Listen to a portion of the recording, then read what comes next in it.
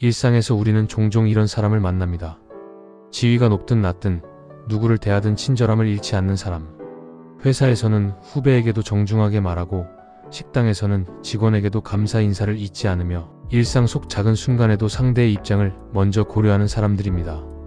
그런 모습을 보면 자연스럽게 이런 생각이 떠오르곤 합니다. 저 사람은 성격이 원래 선한 사람 아닐까? 저렇게 아랫사람에게까지 친절한 건 출발점이 다르기 때문 아닐까? 그러나 반대로 이런 경우도 있습니다. 겉으로는 친절한데 시간이 지나면 그 친절 뒤에 숨어있는 계산을 깨닫게 되는 사람.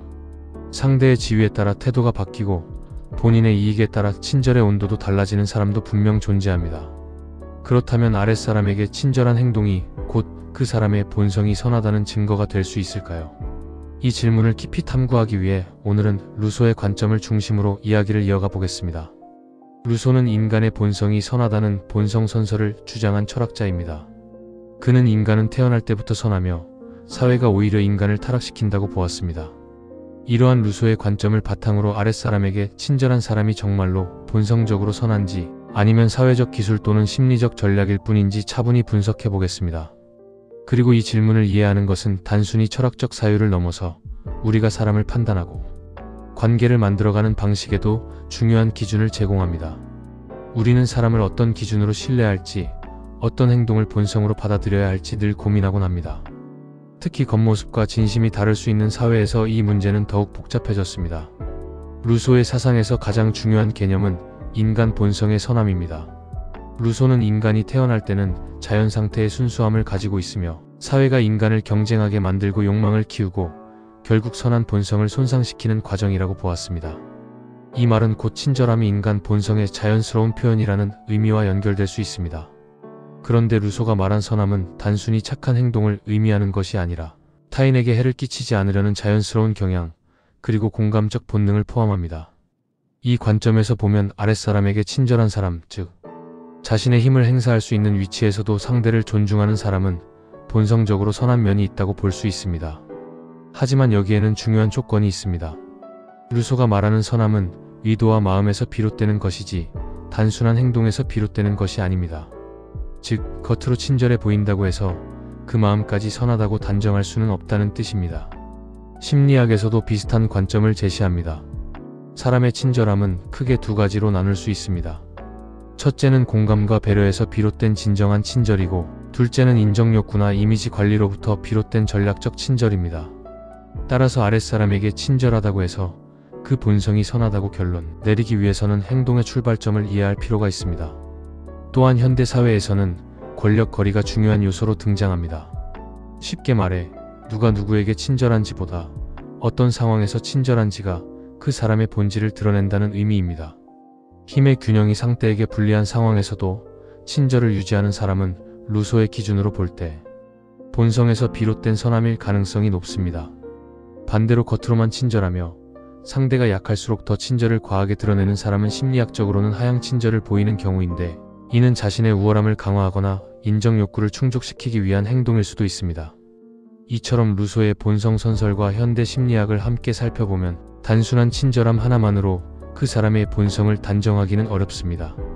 그러나 그 친절의 방향과 맥락을 살펴보면 그 사람의 내면에 대해 훨씬 깊은 이해가 가능해집니다. 우리가 일상에서 마주하는 다양한 친절함의 형태를 구체적으로 살펴보겠습니다.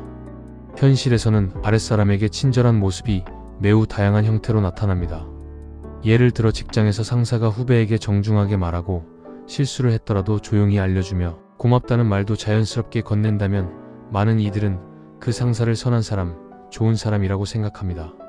하지만 시간을 두고 천천히 살펴보면 친절의 출발점이 사람마다 다르다는 것을 발견하게 됩니다. 어떤 사람의 친절은 정말 상대를 존중하는 마음에서 나옵니다. 상대가 부담스럽지 않도록 말투를 조절하고 자신의 권한을 내세우지 않으며 때로는 스스로 불편하더라도 상대를 배려하려는 태도를 보입니다. 이런 친절은 루소가 말한 본성적 선함과 일치하는 면이 있습니다. 왜냐하면 이 친절은 계산적이지 않고 자연스럽게 드러나는 마음에서 비롯되기 때문입니다. 반면 또 다른 사람의 친절은 상황에 따라 온도가 달라집니다. 윗사람에게는 지나치게 공손하면서 아랫사람에게는 형식적으로만 친절한 모습을 보이는 경우가 여기에 해당합니다. 이러한 친절은 흔히 이미지 관리형 친절로 불립니다. 상대가 자신에게 어떤 이득을 줄 수 있는지에 따라 태도가 달라지는 것이죠. 일상 속에서 우리가 흔히 접하는 예로는 이런 장면도 있습니다. 식당이나 카페에서 직원에게 정중한 태도를 보이는 사람은 자연스럽게 주변에서 품격 있는 사람이라는 인상을 남깁니다. 하지만 직원이 실수했을 때 어느 순간 갑자기 목소리가 달라지는 사람이 있다면 그 친절이 원래부터 진심이 아니었음을 알 수 있습니다. 이러한 태도 변화는 심리학에서 표면적 친절이라고 부르기도 합니다. 가족 관계나 연인 관계에서도 이 차이는 명확하게 드러납니다. 가까운 사람일수록 오히려 예의를 잃는 경우가 흔합니다. 그러나 친밀한 관계에서도 예의를 유지하는 사람은 내면이 안정적이고 성숙한 경우가 많습니다. 이 역시 루소가 말한 선한 본성의 자연스러운 발현이라고 볼 수 있습니다.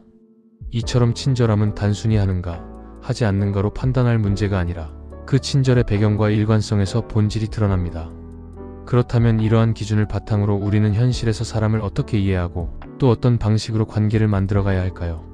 다음 파트에서는 루소의 관점과 현대 심리학을 바탕으로 실제적인 행동 방향을 제안해 보겠습니다. 아랫사람에게 친절한 사람이 본성도 선한지 판단하는 기준뿐 아니라 우리 스스로 어떤 방향으로 성장해야 할지도 함께 생각해 보면 좋겠습니다. 첫째, 친절의 출발점을 점검하는 것입니다.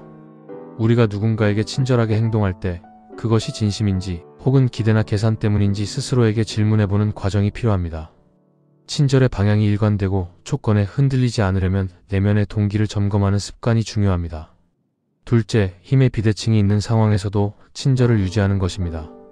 상대가 아랫사람이거나 나에게 불리하지 않은 상황일 때 친절하게 행동하는 것은 비교적 쉽습니다. 그러나 상대가 실수했거나 갈등 상황이거나 우리가 우위에 있는 상황에서도 예의를 유지하려면 더 깊은 내적 성숙이 필요합니다. 이 지점에서 진심과 전략이 크게 갈립니다. 셋째, 감정 조절 훈련을 통해 친절을 지속하는 것입니다. 감정이 흔들릴 때는 친절을 유지하기 어렵습니다. 따라서 감정이 올라오는 순간 잠시 멈추고 천천히 말하는 습관, 과도한 반응을 피하는 습관이 중요합니다. 이러한 습관은 단순히 예의를 지키는 것을 넘어 자신을 보호하는 중요한 기술이기도 합니다. 넷째, 일상 속에서 작은 친절을 꾸준히 실천하는 것입니다. 식당 직원에게 건네는 간단한 감사 인사, 후배에게 건네는 짧은 격려의 말, 아랫사람의 실수를 받아들이는 여유. 이런 행동들이 쌓이면 자연스럽게 선한 태도가 습관화됩니다. 다섯째, 친절의 기준을 상대 중심으로 두는 것입니다. 내가 편한 방식이 아니라 상대가 부담을 느끼지 않는 방식으로 소통하는 것. 이 태도는 단순한 매너를 넘어서 관계를 깊고 안정적으로 유지하는 데 큰 도움이 됩니다. 이러한 실천들은 단순히 좋은 사람이 되는 것을 넘어서 관계를 건강하게 만들고 스스로의 삶을 안정적으로 이끄는 기반이 됩니다. 다음 마지막 파트에서는 이러한 친절과 본성의 문제를 다시 한번 정리하며 우리 삶의 방향에 어떤 의미를 갖는지 이어서 이야기해 보겠습니다. 아랫사람에게 친절한 사람이 정말 본성이 선한 사람인지에 대한 질문은 단순한 철학적 호기심을 넘어 우리가 인간을 바라보는 기준과 깊은 관련이 있습니다. 루소는 인간이 본래 선하다고 보았지만 그 선함이 사회 속에서 어떻게 변형되는지는 각자의 선택과 환경에 따라 달라진다고 말했습니다. 현대 사회에서도 마찬가지입니다. 친절은 쉽게 보이지만 쉽게 왜곡될 수도 있는 행동입니다. 누군가는 진심에서 비롯된 친절을 보여주고 누군가는 전략적 이유로 친절을 선택하기도 합니다. 따라서 겉모습만으로 사람의 본성을 단정하는 것은 위험할 수 있습니다. 그러나 한 가지는 분명합니다. 친절을 지속적으로 실천하는 사람, 특히 힘의 차이가 존재하는 상황에서도 예의와 존중을 잃지 않는 사람은 그 내면에 일종의 안정성과 성숙함을 가지고 있습니다. 이러한 태도는 단순히 선하다는 표현을 넘어서 자신과 타인을 모두 편안하게 만드는 힘을 지니고 있습니다. 우리가 살아가는 사회는 복잡하고 다양한 관계들로 이루어져 있습니다. 그 속에서 진심 어린 친절은 상대를 살리고 관계를 부드럽게 만들고 때로는 내 삶의 흐름까지 바꿉니다. 친절은 거창할 필요가 없습니다. 작은 말투 하나, 태도 하나가 상대의 하루를 바꾸고 나를 보는 시선도 바꾸는 힘을 가지고 있습니다. 마지막으로 여러분께 조용히 질문을 드리고 싶습니다. 여러분은 어떤 마음으로 친절을 실천하고 계신가요? 여러분이 보여주는 친절은 어디에서 출발하고 있을까요? 그리고 여러분이 만났던 사람들 중 진심으로 선한 친절을 보여준 사람은 어떤 모습이었나요? 이 질문들을 통해 오늘의 내용을 여러분의 삶 속으로 가져가 보시길 바랍니다. 친절을 바라보는 기준이 바뀌면 관계가 바뀌고 관계가 바뀌면 삶의 방향도 자연스럽게 달라지게 됩니다.